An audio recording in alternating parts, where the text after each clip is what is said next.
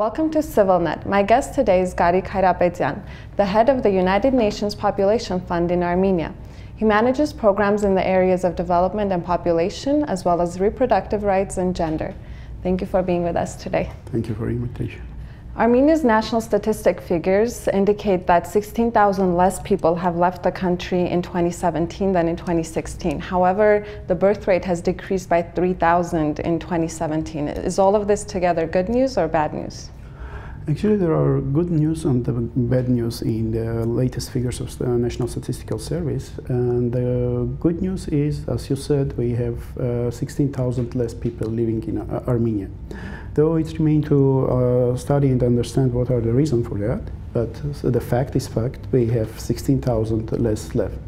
As for the birth number is concerned, not the birth rate, because the birth rate stays the same, 1.6 in average per woman of reproductive health, reproductive age, but what has decreased is the total number of birth. And this is pretty explainable, and that we foreseen it. The reason is because now the kids who are being born, a small number of kids who have been born in mid of 90s, beginning of 2000, starting to enter reproductive and marriage age.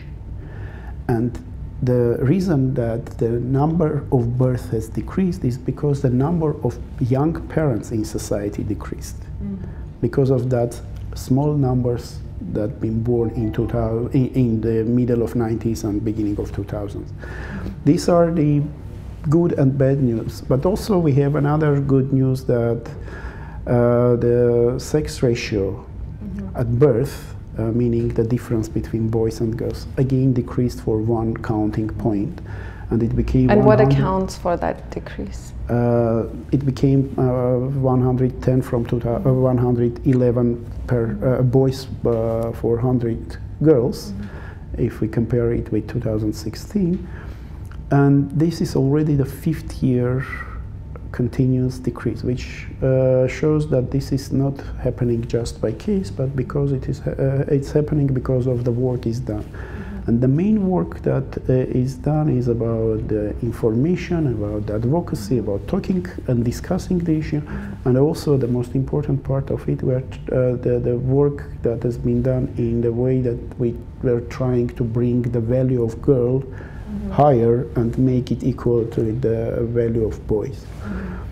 This needs to be continued, of course, but the good news is that we are halfway toward the normal sex ratio at birth.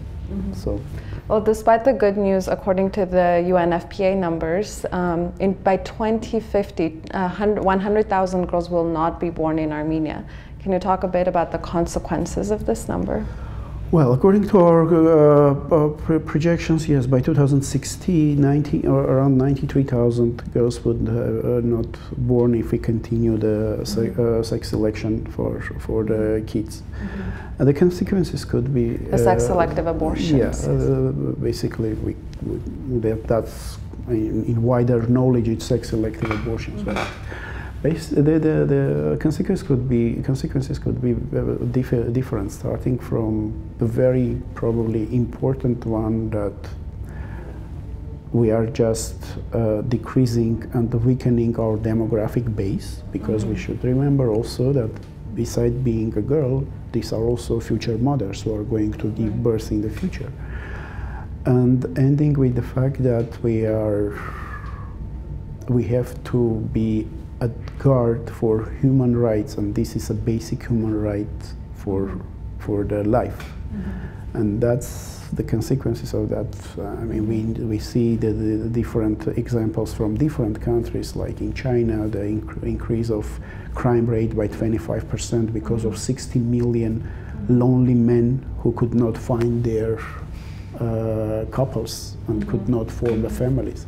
So these are only a few of negative consequences that could happen, but fortunately we are at the positive trend, and I hope that we are going to escape it if we continue the hard work that we do all together.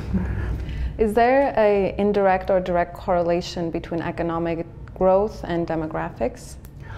There is, but because of demographics being the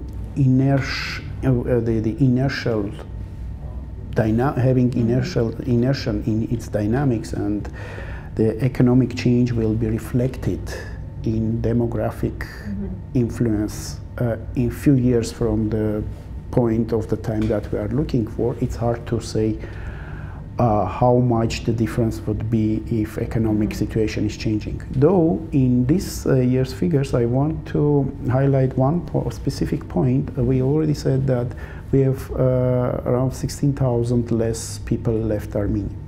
That needs to be, as I said, studied and understood why. It's because Armenia had 7% growth in 2017 and 30% more export, which helped to create some jobs and some income, and people left less because they've been able to find some jobs and incomes to stay here, or because the conditions, economic conditions in Russia, because Russia is the main migration point for Armenians.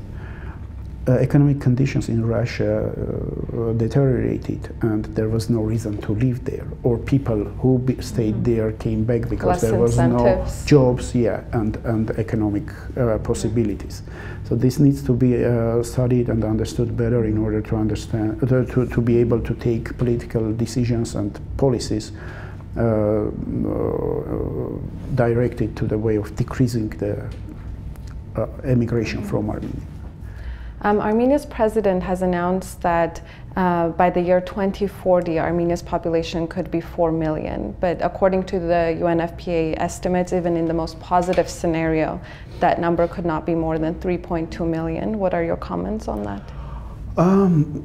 I tend to look at this announcement from positive point of view, because this is a political announcement which puts a political objective. Will we reach 4 million by 2040 or not? That's, as an expert, for me it's secondary question. For me the important thing will be, having decided this political objective, this target, what will be the steps that we are going to take in order to change this negative demographic trend in Armenia from negative to positive. Why negative? Because even with this good news, some good news from this year's figures, we still have minus 13,000 population in Armenia for 2017 in comparison with 2016. So the important thing is that, yes, the political objective is set. What will be the steps coming to support that objective that will help to change the negative tendency? Will it bring to 4 million by 2040? Fine. But the most important thing that we change this negative to positive. Garik, and lastly, your office has been the main advocate against sex-selective abortions. Can you talk about some of the results of your program, not just in terms of numbers, but also in terms of change in the mindset of the population? You know, very interesting thing that we observed. In 2011, we did our first survey to understand the situation with sex selection in Armenia. And we identified that the boy preference in average is 6 times more than the girl preference in Armenia. So people want to have boys 6 times more.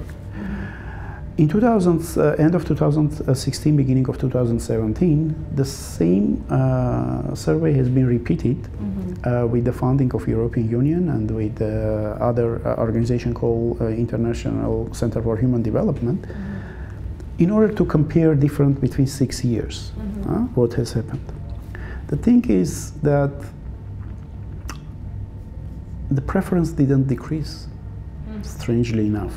We still want to have 5-6 times more boys than girls. But what has changed the attitude toward it? That the population started to accept that what it is done, it's not a good thing. And the feeling of shame appeared. This is why I'm saying that we have to continue intensive work in this field, because this is not the behavior change, it's not the mind shift yet. It's just the first step toward the mind shift that we are aiming to achieve. Thank you very much, Garik. Thank you. And thank you for watching.